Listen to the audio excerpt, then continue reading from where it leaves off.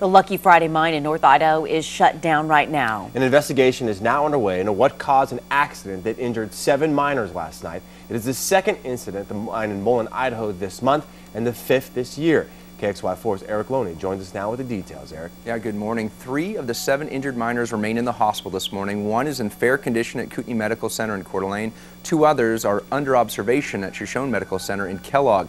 The Hecla Mining Company says the 7 miners were working 5,900 feet below ground last night when a rock burst occurred around 7:40. A rock burst is almost an explosion that's caused by built-up pressure underground. Hecla says they hadn't been doing any blasting in the mine for the previous 24 hours, so they're not blaming this on mining activity. Now, mining officials say the 7 injured miners were actually working on safety improvements when that rock burst occurred.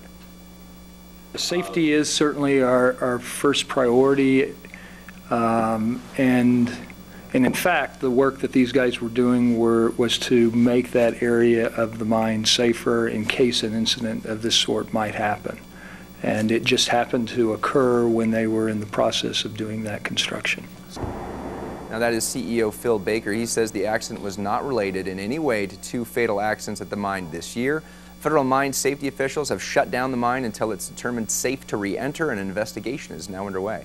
Robin, Derek. All right, Erik, thank you. Well, just last month, 26-year-old Brandon Gray died in an accident inside the mine. On April 15th, Larry Merrick was killed when the tunnel he was working in collapsed on top of him.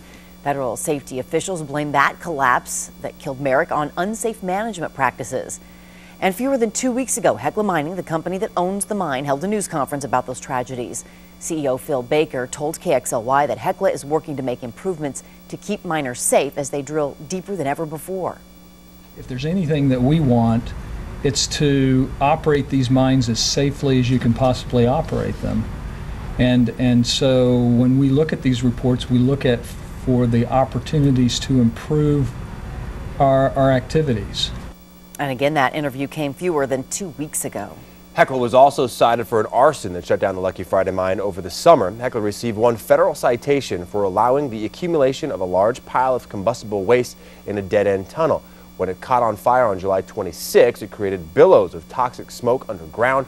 The fire had so much fuel it burned for 12 hours. A second citation implies Hecla failed to preserve evidence at the scene until it could be investigated by federal inspectors.